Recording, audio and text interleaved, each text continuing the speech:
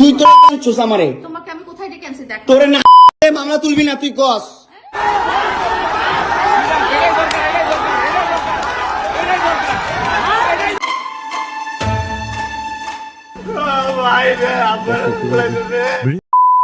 তো হ্যালো বন্ধুরা, আজকে আমরা দেখতে চলেছি 2025 সালে রাতারাতি ভাইরাল ভিডিও। যে ভিডিওগুলো হুট করে সোশ্যাল মিডিয়াতে আলোচনায় সমালোচনায় ভাইরাল হয়েছে। কিভাবে কি কারণে এই তিনটি ঘটনা বর্তমানে ইউটিউব, ফেসবুক, টিকটকে ট্রেন্ডিং রয়েছে তা আপনাদের সামনে তুলে ধরবো। তাই বন্ধুরা, ভিডিওটি কেউ না টেনে চ্যানেলটিতে সাবস্ক্রাইব করে পাশের বেল আইকন বাজিয়ে পুরো ভিডিওটা দেখতে থাকেন। তোমাকে আমি কোথায় ডেকে আনছি দেখ। তোরে না মামলা তুলবি না তুই কস। তোরে না মামলা তুলবি না তুই।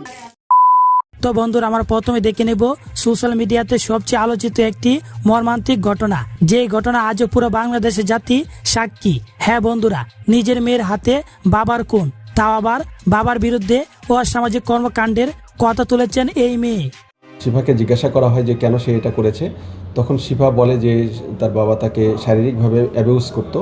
মেয়েটি দেখতে খুবই ভয়ানক, ড্রাগ নেশায় আসক্ত ছিলেন, যে কারণে বাবা মেয়েটিকে বাধা দেওয়া হলে মেয়েটি বাবার বিরুদ্ধে চলে যায় এবং নেশায় আসক্ত হয়ে ছুরি দিয়ে আঘাত করে সারা জীবনের জন্য মেরে ফেলি।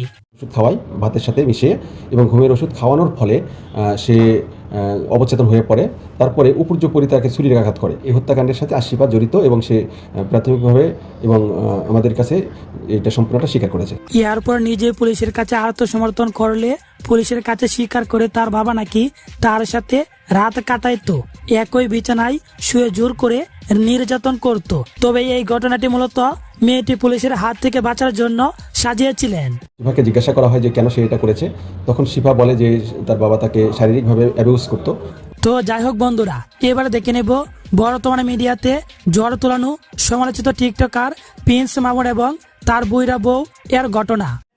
একটা দুইটা মামলা না, 5টা মামলা করছে এই মহিলা আমার নামে। এই জবরদস্ত মহিলা আমার নামে 5টা মামলা করছে। 5টা যারা কিনা দুদিন পর পর নানা ধরনের কুকর্ম নিয়ে দুদিন পর পর ট্রেন্ডিং থাকে। এবার তারা ট্রেন্ডিং রয়েছে সিঙ্গার আলবির প্রাক্তন বউ অনামিকা ঐশীকে নিয়ে।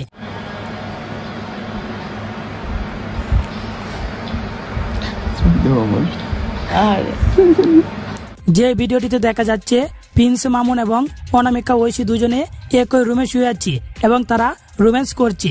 যে ভিডিও লাইলা মামুনের ফোন থেকে চুরি করে মিডিয়া সাংবাদিকের কাছে শেয়ার দিয়ে চারদিকে দিয়ে ছড়িয়ে দিলেন।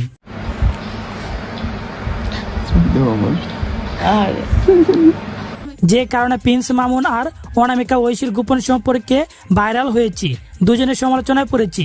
এই বিষয় নিয়ে লাইলার সাথে কথা বলতে রাতে লাইলার রুমে যায় এবং তার সাথে প্রচুর ঝগড়া করতে আর গালাগালি শুনতে পাওয়া যায়।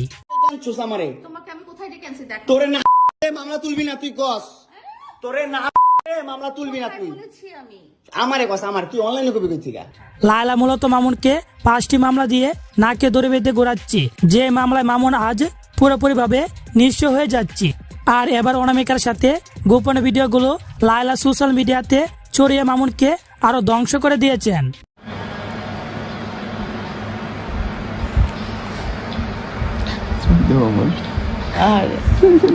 তো যাই হোক, এবার দেখে নেব রাতে 2 মেয়েকে মারধরের ঘটনা। যে ভিডিওটি মুহূর্তের মধ্যেই ভাইরাল হয়ে পড়েছে।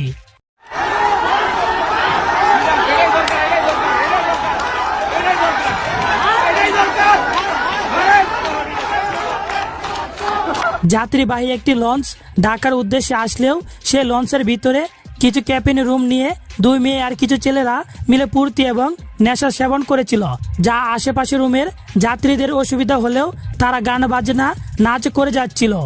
যে কারণে আশেপাশের লোকজন তাদের উপর কেঁপে গিয়ে মেয়ে সহ সকল ছেলেদের মারধর করে এবং মোবাইল ফোন ছিনিয়ে নেয়। এর ভিতরে এই লোকটি গিয়ে মেয়েদের বেল্ট দিয়ে পিটিয়ে শাসন করে, যা বর্তমানে পুরো ট্রেন্ডিং রয়েছে।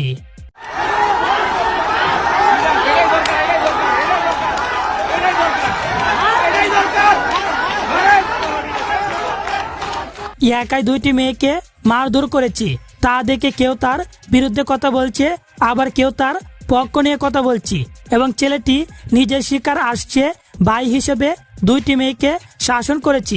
তো উৎসব জনতার যে পরিস্থিতি সামাল দেওয়ার জন্য আমি মেয়ের ভাই হিসাবে 2-3টা বাড়ি দিই, দেওয়ার পরে বাড়িগুলো আমি দিই উন্নার ভিতরে, যাতে ওদের ব্যথা না লাগে বাড়ি দেওয়ার। যদি ভাই হিসেবে গিয়ে মেয়েদের সবার প্রকাশ্যে মারধর না করতো, তবে আশেপাশের ছেলেরা মেয়েদের ধরে নিয়ে যেত এবং খুব নির্যাতন করত।